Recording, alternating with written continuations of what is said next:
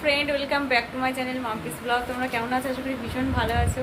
তা এখন বাজে হচ্ছে সন্ধ্যে 7:40 ব্লগ স্টার্ট করছি। সারাদিন ঘুমিয়ে এখন দিনের বেলায় তো কোথাও বেরোনো যায় না, অবভিয়াসলি তোমরা জানো রোদ গরম প্রচণ্ড, বাইরে পুরো লো হচ্ছে। যাই হোক, সন্ধ্যাবেলায় মনে হলো যে একটু বেরোই। অনেক কদিন কালকেও বেরিয়েছিলাম, মানে কালকে মাসকাবারি টুকটাক জিও মার্টে গেছিলাম, তা কালকে আর কোনো ব্লগ করিনি। আজকে একটু বেরোচ্ছি, একা একা ঘুরবো একটু। মাঝে তোমাদের বাপ বেটি ঘরে থাক, আমি একটু একা ঘুরে আসি। এখন রেডি হয়েছি টুকটাক, যাই গিয়ে ঘুরে আসি। ডিম শেষ হয়ে গেছে, ডিম নেবো আর একটু আইব্রো করবো। অনেকদিন করা হয় না, আমার আইব্রোটা একটু কমই, খুব একটা বোঝা যায় না। দেখো অনেক দিন করে নিচে দাদার বিয়ের সময় করেছিলাম, প্রায় 6 মাস হয়ে গেছে। তা হচ্ছে এখন যাবো, ঘুরবো, একটু ফুচকা খাবো যদি থাকি, জানি না থাকবো কিনা। চলো যাই। এই যে মামা এখানে পড়তে বসেছে আর আমি রেডি হয়ে গেছি, এখন যাব। ব্যাগটা কোথায় গো? ডিমের ব্যাগটা নিয়ে যাই, দোকানে দিয়ে যাব, আসার সময় নিয়ে চলে আসবো। মাম্মাম ভিতর থেকে গেটটা বন্ধ করে দিল, হাঁটতে হাঁটতে আমি যাই। এখানে আগে কুকুরগুলো পুরো দুদিন খুব জ্বালাচ্ছিল, রাস্তা দিয়ে যেতে দিচ্ছিল না, এখন কিন্তু ফাঁকা হয়ে গেছে। তো এই যে চলে এসেছি পাড়ার মুদি দোকানে, এখানে আর কি ব্যাগটা রেখে যাব ডিম নেওয়ার জন্য, যাওয়ার পথে নিয়ে যাব।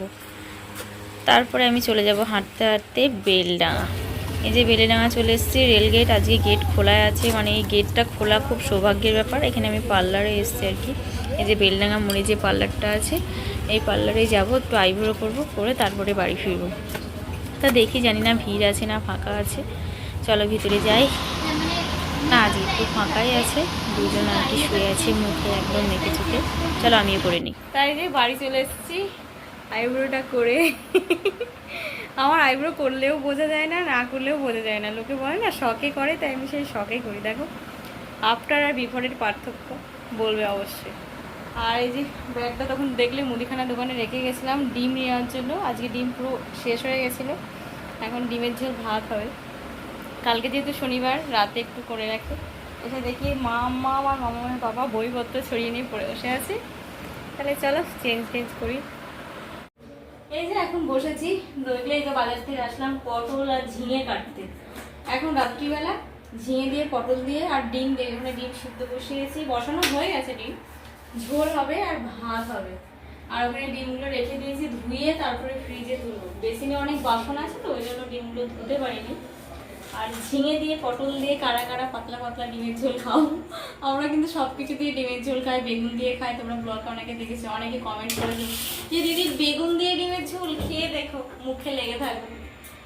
তা হালকা পাতলা খেতে ভালোই লাগে সবার। দেখো ঝিঙের খোসা কত, মানে তুমি যদি 500 ঝিঙে নিয়ে আসো, 200 গ্রাম পাবে, 300 গ্রাম ফেলে দিতে হবে। এই যে কড়াই বসিয়ে দিয়েছি, ঝিঙে, এই যে ঝিঙে কচি ঝিঙে, পটল আর ডিম দিয়ে ঝোল করব। কিচ্ছু মশলা দেবো না। এই যে অল্প একটু আদা ছাড়িয়ে নিয়ে এসেছি, গ্রেট করে দিয়ে দেবো। শুকনো লঙ্কা, তেজপাতা ফোড়ন দেবো, আর এই যে গোটা জিরে ফোড়ন দেবো। দিয়ে একটু জিরে গুঁড়ো, লবণ হলুদ দিয়ে কষিয়ে নিয়ে অল্প করে ঝোল ঢেলে দিয়ে, মানে জল ঢেলে দিয়ে ঝোল করে নিয়ে আজকে রাত্রের ডিনারটা এই দিয়ে করবো। আর একটু দুপুরের টক পড়ে আছে দেখো। আর ফ্রিজে একটু এঁচড়ের তরকারিটা আছে, ফ্রিজে ঢুকিয়ে দিয়েছি, কারণ যা গরম পড়ছে না, নষ্ট হয়ে যাবে। তা কড়াইটা মনে হয় গরম হয়ে এসছে, আর একটু তেল দিতে হবে। এই যে তেল দিয়ে একটু লবণ হলুদ দিয়ে ডিমগুলো ভেজে নিচ্ছি। ডিম একটু ভেজে না নিলে খেতে ভালো লাগে না, আমার দেখে বেশি ভাজা হলেও ভালো লাগে না। রাত্রিবেলা তো আমার আর মামামের একটা করেই ধরেছে, আর ওর পাপার দুটো। দিনের বেলা হলেও দুটো করে খাওয়া যায়, মামাও খায় না দুটো। কিন্তু আজ এত গরম পড়ছে, ডিম খেতে দেখেও ভালোও লাগে না। আবার রাত্রিবেলা এখন কী রান্না করব, ডিমটাই হাতের কাছে থাকে। আর ডিমটা শেষই হয়ে গেছিলো, আমি যে বাজারে গেছিলাম নিয়ে আসলাম তখন।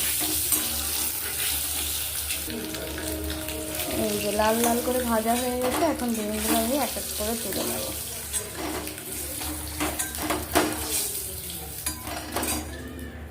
এই যে শুকনো লঙ্কাটা একটু ফাটিয়ে দিয়েছি যেন গায়ে না আসে, তেজপাতা দিয়ে দিয়েছি। এবার একটু গোটা জিরে দিতে হবে। এই যে গোটা জিরে দিয়ে দিলাম, একটু একটু লাল লাল হয়ে গেলে এই যে সবজিগুলো সব দিয়ে দেবো। তেল এখন হিট হয়ে গেছে, যা দেবে তাই একদম কালো হয়ে যাবে। এটাকে লবণ হলুদ দিয়ে একটু ভেজে নিয়ে আদা জিরে গুঁড়ো লঙ্কাগুলো দিয়ে কষিয়ে নেবো। পেঁয়াজ আর আদা পেঁয়াজ আর রসুন দেবো না, খালি আদা জিরে গুঁড়ো দিয়ে করবো। রাত্রিবেলা দেবো কে মিক্সি চালাচ্ছে বা না কে শিল্পটা করে, যাই হোক হালকা করে দিই। এই এবার আমি আদাটা গ্রেট করে দেবো। আজকে একদম পুরো কাজ, কোনো শিল্পটা মিক্সি চালাবো না। পুরো ভাজা হয়ে গেছে। এখন আদা জিরে গুঁড়ো লঙ্কাগুলো দিয়ে কষাবো।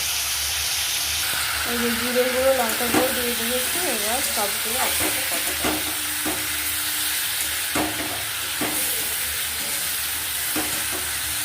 দেখো গরমে একদম পাতলা পাতলা ঝোল রেডি। এখন মেয়েকে খেতে দেবো আগে, তারপর আমরা খাবো। টক গরম করতে হবে, এখন ভাতের মধ্যে উচ্ছে সিদ্ধ দিয়ে আছে, ওটাকে গরম মাখাতে হবে। চলো ঢেলে নিই, দিয়ে খাওয়া দাওয়া সেরে ফিরে আসছি। তাহলে ব্লগটা যেখানেই শেষ করে দিচ্ছি। আজকের ব্লগ তোমাদের কেমন লাগলো অবশ্যই জানিও। যদি ভালো লেগে থাকে লাইক শেয়ার কমেন্ট, আর যারা চ্যানেলের নতুন বন্ধু চ্যানেলটিকে সাবস্ক্রাইব করে বেল আইকনটা প্রেস করে পাশে থেকো। টাটা।